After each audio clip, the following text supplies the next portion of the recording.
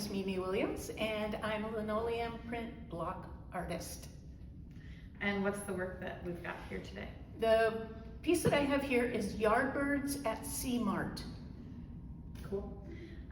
Will you tell me about your process with this piece, where the idea came from, and the physical process of producing it?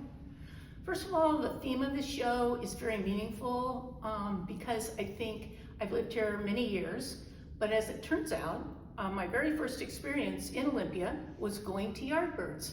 And we pulled up in our 1965 VW Bug, and we were kind of done. We had been traveling, and we went in there and we were camping in our car. So we went in for clam chowder. It was a momentous occasion, let me tell you. And then we ended up staying in Olympia, renting a little cabin out on Fish Trap Loop. And we've been here for 40 plus years. So, Yardbirds, very important in our family, because Yardbirds, I know you young people, such as yourself, have no idea what a fabulous place it was. Big box stores were very few and far between. This had absolutely everything. And it was placed where the Olympia Cannery was. So the historical site was kind of meaningful. It had everything. If you wanted bobby pins, or you wanted a can of oil for your car, if you wanted to buy a parakeet, you could go to Yardbirds. So then we stayed here. Fast forward, we had children. Favorite place of children to go, let me tell you. In the print, if you have been in Olympia, you will notice that the young cashier, she has a tattoo. I think that foretold what we would see today 40 years ago. And all the characters that you see, and a little horse that you could ride for 10 cents. Thank you for sharing about Yardbirds. I really only knew the name of it, but not all of that. Oh my gosh, it had everything. So will you talk a little bit about just the process of producing this piece? How did you make it? So I am a linoleum block print artist. So when people hear of linoleum, they often think of a floor covering, but this is artist linoleum. And my process is, first I do a drawing, and then I put the drawing on a piece of linoleum. And then here's one piece. It's not your average size linoleum that you made your Christmas cards from. It's quite big. And the tools I use are a linoleum cutter, and then I print it by hand. I do not have a printing press, and I use a back of a wooden spoon to do the impression.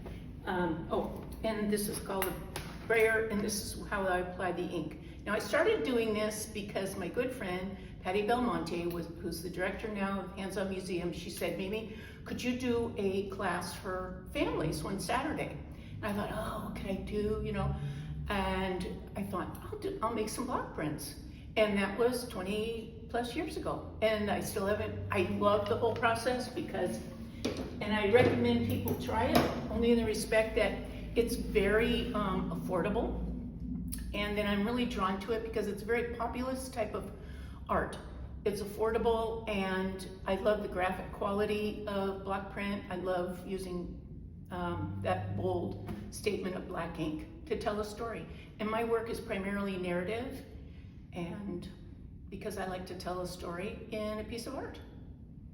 And it has a lot to do with place. What better place? Mm-hmm. Let's talk about your piece and the historic photograph that's next to it. How do you see these in relation to each other? And what do you think happens when viewers see art and history side by side? I just love this photograph so much. And Jonathan, who curated this whole exhibit, when he told me he found the perfect one, because Yardbirds was on Capitol Way, it was at the very end of Capitol Way. And this is Capitol Way. And it just, it evokes a lot of wonderful memories for me.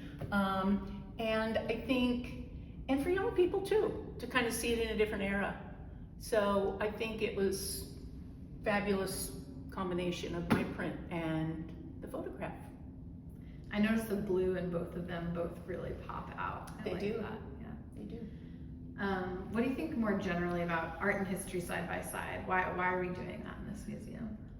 Oh, I think this little exhibit here is just priceless, because I think even if you just arrived in Olympia yesterday, if you came in here and you saw the art with the photographs, it would be very informative to you, as well as people who have lived here for many, many years. And I know that many people have visited from out of town who grew up here, and they love seeing the old photographs. And then many of these artists here are very representative of the area, and yeah, it's a real tribute to Olympia. What do you hope to see at this museum in the future? You know, I've already seen something happen that I just love, is that I've popped in here for various little reasons, and inevitably there'll be somebody at the counter, as I mentioned just before, who used to be here, who knew so-and-so, and the exhibit that's on the other side of this wall gives a good historical perspective. And I felt very welcome in Olympia. I mean, I've referenced showing up with literally no money, you know. But anyway, I felt welcomed here, and I hope this museum tells people who are visiting or considering moving here and who live here a very welcoming place. So, yeah. Thank you. What's next for you? What kind of work are you doing now? Well, during COVID, I started painting again, so I've been working on painting. And I had done my last exhibit, which was at Charles Houdin, was My Life in Trees. So I'm not, and that was a print exhibit, so I'm not kind of done with my trees in block prints. You were saying painting, is the trees are painted or? No, I'm gonna do, I'm working on, the trees are in block prints. Okay. Yeah. Cool. The paintings are acrylic, and they also happen to be, interestingly, of place. Mm-hmm. Yes, my last painting that I just finished is of Gertrude Stein's house. Very esoteric, but anyway. Okay, thank you so much for sharing. Is there anything else you want to share? No, thank you very much. Love the place, and just hope for future success. Awesome, thank you.